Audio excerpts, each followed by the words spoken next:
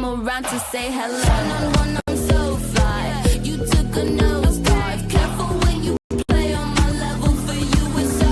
Hey, hello. Motorola Razr 50 Ultra. Flip the script. Hello, Moto. Thank you so much for having me. Good evening to all my fellow panelists, to the viewers of Times, and to you, ma'am. In fact, it is the opposition that is struggling and striving hard to save the judiciary and to save the constitution.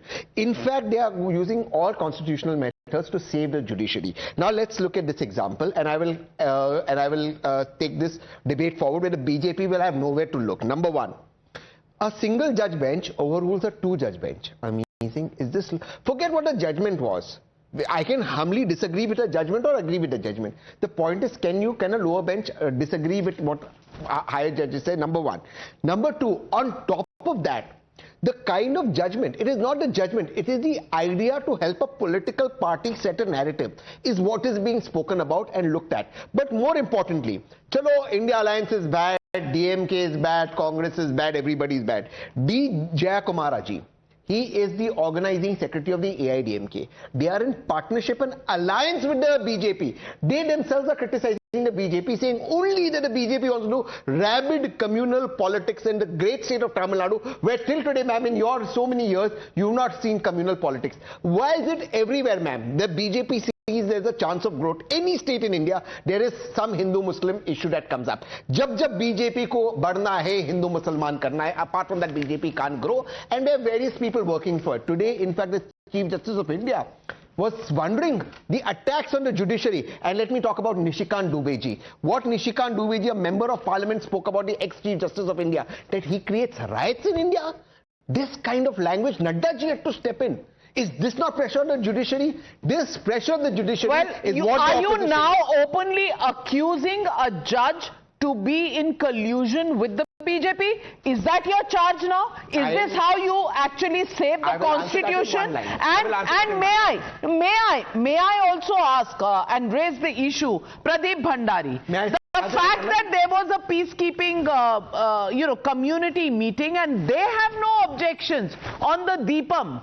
The issue at hand is the Deepam at the hillock where people believe it should be lit. The Dargah, the temple people have no problem. The court judgment says the petitioner can go with 10 people. The government does not allow them to go. And they instead bring the impeachment motion. If they hadn't raised the bar to the impeachment level, would this even be a national issue being debated today in Parliament, Pradeep Bhandari?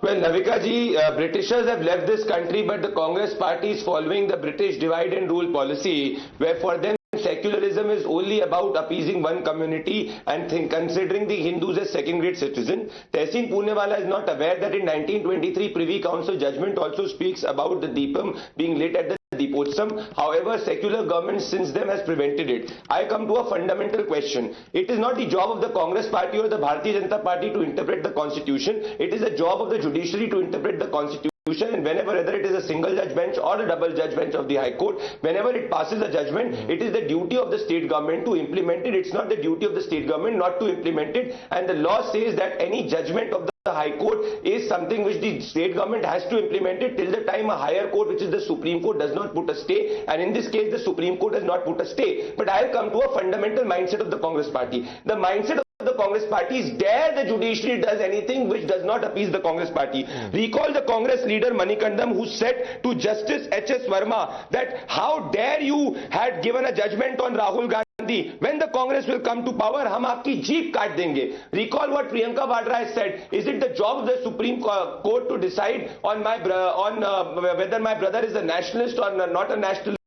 Recall what they had done in the case of Ayodhya when the judges had given a judgment. It was the likes of Kapil Sibal and others who tried to slander it. It is not once. Recall what had happened to Chief Justice of India Chandrachud when Ram Gopal Yadav from Samajwadi Party had used an abusive slur against the Chief Justice of India. And this is not just new. When Jawaharlal Nehru believed that only pliant judges should be appointed, because it was Jawaharlal Nehru who for the first time ever in the history of independent India appointed a sitting judge, which is Justice Fazal Ali, as the governor. That is what the precedent the Congress party had followed, which Indira Gandhi followed even in the case of emergency. Until date, the Nehru Nehru Gandhi Vadra is continuing. Nehru Gandhi Vadra family feels that if any judge passes a judgment which does not agree with their quote unquote politics, they will slander the judge, they will discredit the judge, they will put pressure on the judge, and they will try to demean the judge. That is what their modus operandi and SOP has been. And for this only, Navikaji, they have been rejected time and again by the people of the country. Nobody needs the approval of a political party to decide the independence of the judiciary. That is what the Congress party needs to understand.